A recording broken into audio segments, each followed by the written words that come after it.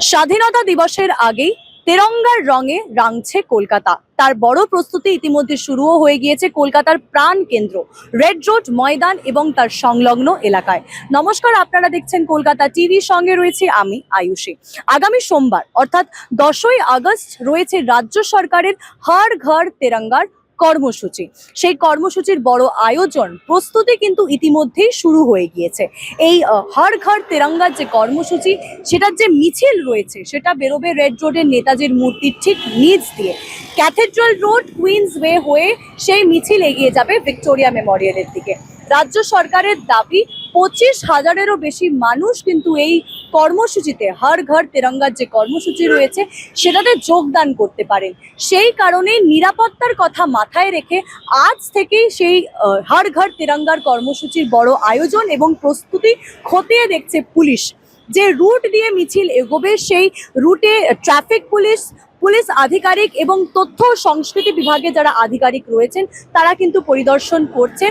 তাছাড়াও এই মুহূর্তে আমি দাঁড়িয়ে রয়েছি রেড রোডে। দেখতেই পাচ্ছেন রাস্তার দুধারে প্যান্ডেল বাঁধার কাজ শুরু হয়ে গিয়েছে। নেতাজির মূর্তি, যেটা স্টার্টিং পয়েন্ট, যেখান থেকে মিছিল বেরোবে, সেই নেতাজির মূর্তি পরিষ্কার করার কাজও শুরু হয়ে গিয়েছে।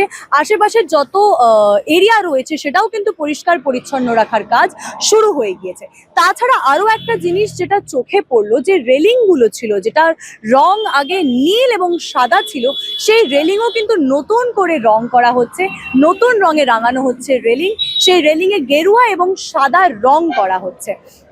সোমবার যে কর্মসূচি রয়েছে হর ঘর তেরঙ্গার কর্মসূচি, সেই কর্মসূচির প্রভাব কিন্তু যানজটেও পড়তে পারে। সেই কথা মাথায় রেখে রোববার রাত থেকে পার্ক স্ট্রিট ময়দান এবং কিছু কিছু এরিয়ায় কিন্তু পার্কিং নিয়ে বিশেষ নিষেধাজ্ঞাও জারি করা হবে।